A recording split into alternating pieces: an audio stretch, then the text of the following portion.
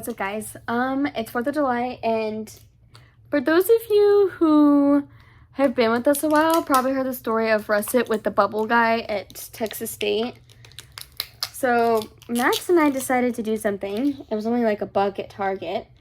We got bubbles, and we're gonna see how both dogs respond. See if Russet's still afraid. Why did they put it upside down? I don't know, but Russet just ran off like he's scared. What's new? So let's see how this goes.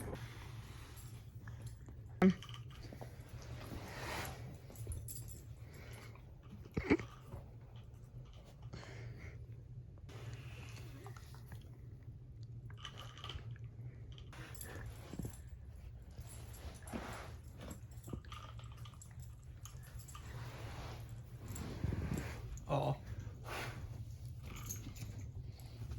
She does not care. She doesn't care. He's afraid.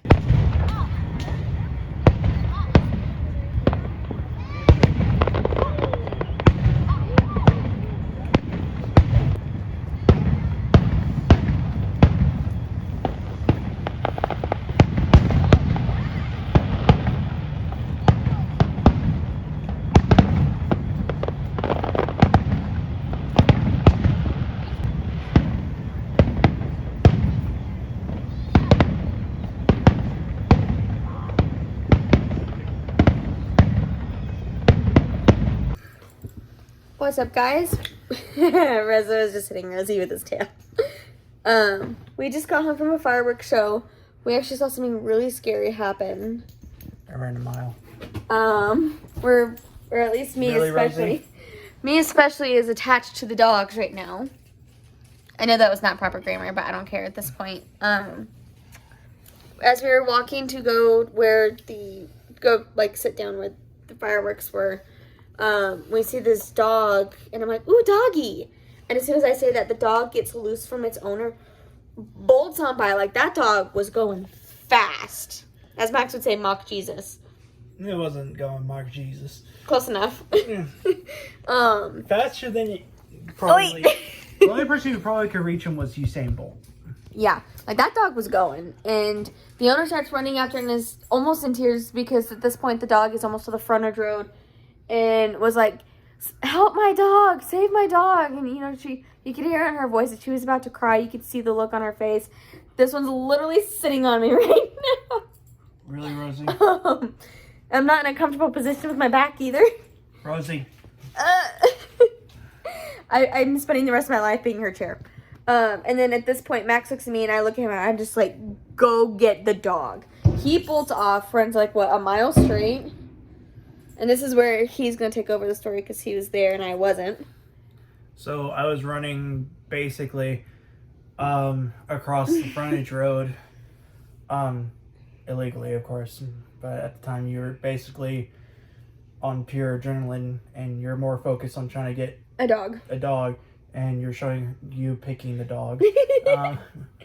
And basically, thankfully, some people were helping me.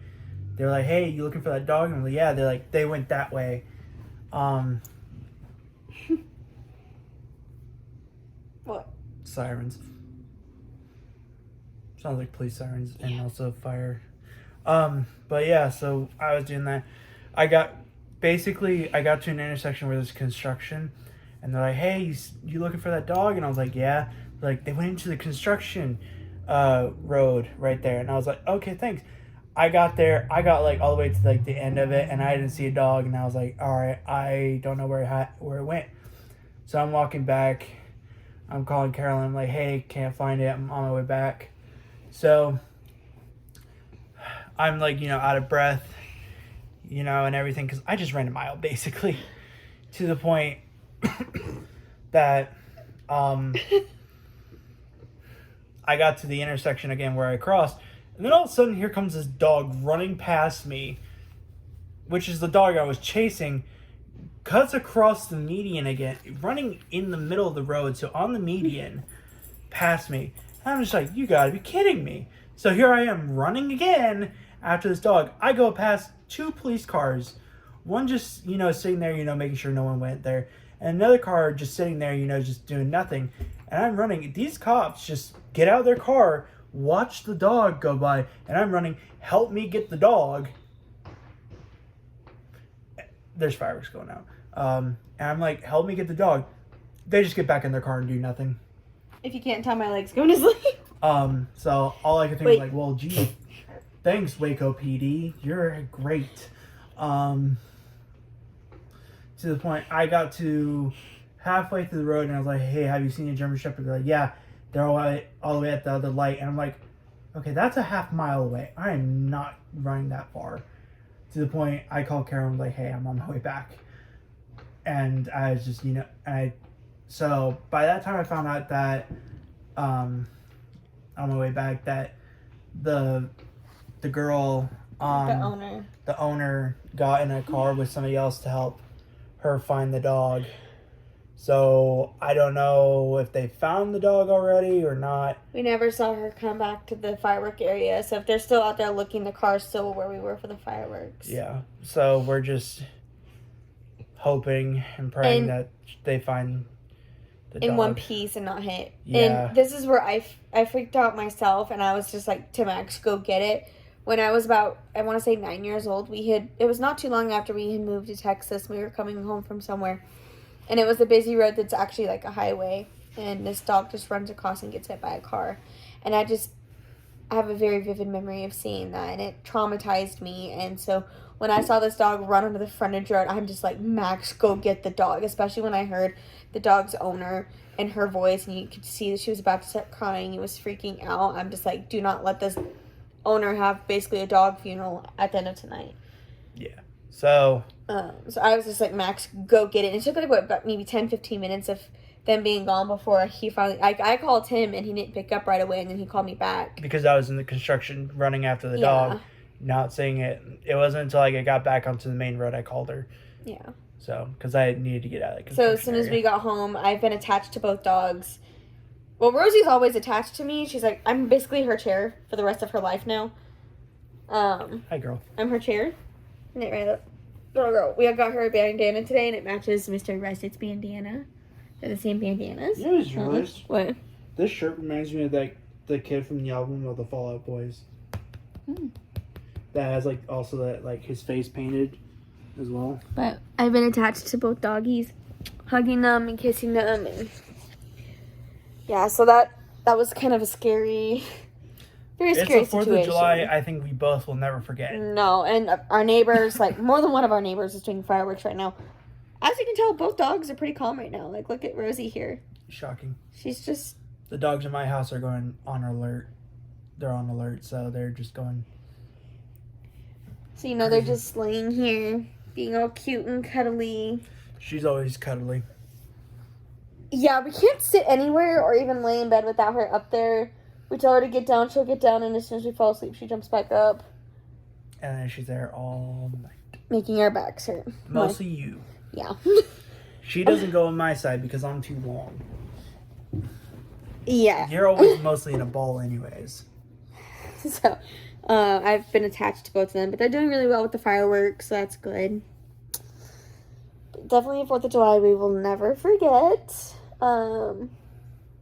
Hope you enjoyed seeing the fireworks I showed you. Honestly, I do feel, because he just told more of the story that he hadn't told me yet, and I do feel better hearing that right before you turned around, you did see the dog still alive. Yeah. And the dog was running in the median, so that dog was being real smart around all the cars. Which makes me wonder... I'm hoping as long as I can catch up to the dog should be fine. My question is, makes me I feel wonder better. if the dog was a stray at first and just knew. Maybe. It still had its instincts. I was going to say, we've had dogs that have always, when you train them, especially if you're crossing the street while walking them, they slowly get trained to know to look both ways and whatever. No, that one didn't. They just kept going to the point that other people were breaking. I was going to say, there was one. The amount of times I've heard car horns go off, I'm like, it's a dog. They're going to know what you're talking about. Yeah, I was going to say, the one time Hendrix got loose, he literally bolted off and then went as if he was going on the walk, and I caught him because he stopped to lift his leg onto a tree. How does that not surprise me? Because it's Hendrix. Exactly. He has to mark every vertical object. Walking Hendrix is annoying because you go 2 feet and then he's lifting his leg again. And then at the end of the walk, he's completely empty and he's still lifting his leg. You're like, dude, you got nothing. Russet I'm not concerned about because he doesn't even seem to ever try to get out. Rosie's gotten out once, and that was the first week we had her.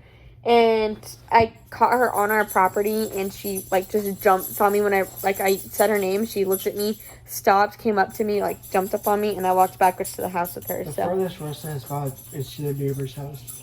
furthest Rosie's gotten is the car. But Russet was in a playful mood, so that's why he, Yeah, he was trying to get a cat. Oh, yeah. I'm getting tired of the fireworks. Me too.